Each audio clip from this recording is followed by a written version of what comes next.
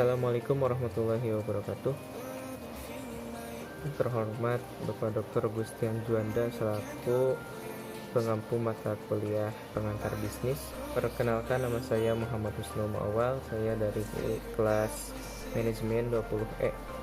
Di sini saya akan sedikit menjelaskan tentang konsep dasar bisnis. Bisnis merupakan organisasi yang menghasilkan produk atau jasa dengan memperoleh sebanyak-banyaknya penghasilan atau laba atau profit. Bisnis sering disebut juga usaha atau kegiatan dengan memproduksi barang dan memperoleh laba sebanyak-banyaknya. Dunia bisnis tidak stagnan atau tidak diam, melainkan dunia bisnis berkembang seiring berjalannya waktu, seiring berkembangnya zaman, sehingga bisnis harus tetap eksis bagaimanapun caranya dengan berbagai inovasi kreatif.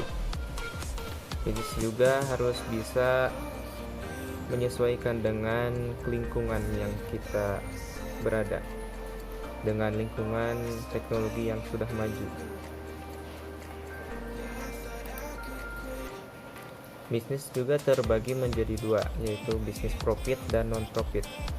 Bisnis profit adalah organisasi bisnis yang mengedepankan tujuannya untuk kemanusiaan atau sosial, seperti yayasan atau LSM dan lain-lain.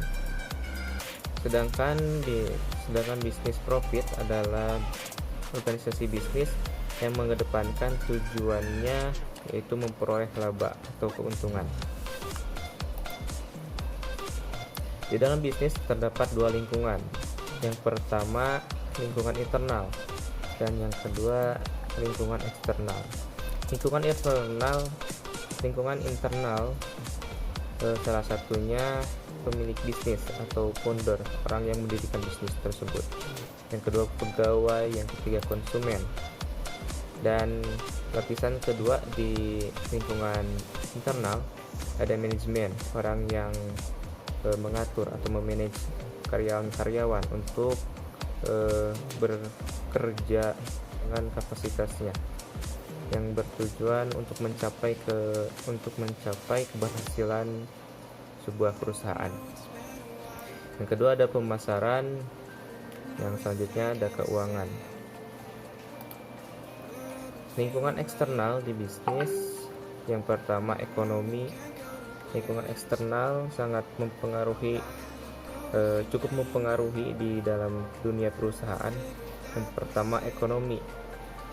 Perekonomian di seluruh dunia mungkin terjadi perubahan yang sangat drastis.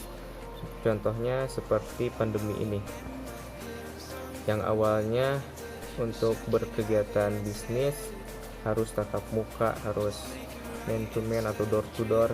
Sekarang bisnis cukup dilakukan oleh satu alat yang bernama handphone dengan media sosial atau dengan jaringan internet, sehingga terjadilah pertukaran barang atau jasa, tukaran uang dengan barang. Yang kedua ada teknologi informasi. Untuk lingkungan eksternal, teknologi informasi sangat menentukan, yang pada awal mulanya terdapat di tahun 60-an terjadi revolusi industri, dan sekarang revolusi 4.0 yang terbaru, yang dimana teknologi tersebut semakin lama terjadi perubahan. Nah, oleh sebab itu bisnis harus sesuai dengan perubahan tersebut agar tetap eksis, agar tidak tergerus oleh zaman atau tidak tergerus oleh pesaing-pesaing lain. Yang selanjutnya kekuatan hukum dan peraturan. Sudah jelas sering ada hak paten untuk hukum, untuk membayar pajak pada negara. Yang selanjutnya tanggung jawab sosial dan etika. Tanggung jawab sosial contohnya seperti ketika memulai bisnis di dekat masyarakat, maka sebagai tata cara atau adab kesopanan perlu kita merekrut atau memasukkan orang-orang sebagai karyawan di masyarakat. Untuk etika sendiri contohnya seperti membuang limbah sampah pada tempatnya. Jangan sampai membuang limbah sampah ke sungai-sungai yang dekat masyarakat sehingga terjadi pencemaran lingkungan contohnya. Yang selanjutnya kompetisi. Di dalam bisnis sering terjadi kompetisi maupun sesama produk atau homogen atau berbeda produk. Maka dari itu kita khususnya pelaku bisnis atau wirausaha harus membuka pikiran kita, terus berinovasi dengan hal-hal yang kreatif, hal-hal yang belum pernah ada sekalipun, sehingga bisnis kita tetap eksis di semua zaman atau tidak terkalahkan oleh pesaing-pesaing lain. Selanjutnya ada faktor-faktor produksi. Yang pertama, tenaga kerja atau sumber daya manusia. Sumber daya manusia sekarang disebut sebagai human capital atau modal. Disebut juga modal. Yang kedua ada modal, tentunya dana yang dibutuhkan untuk menciptakan produk ataupun jasa serta menjalankan bisnis.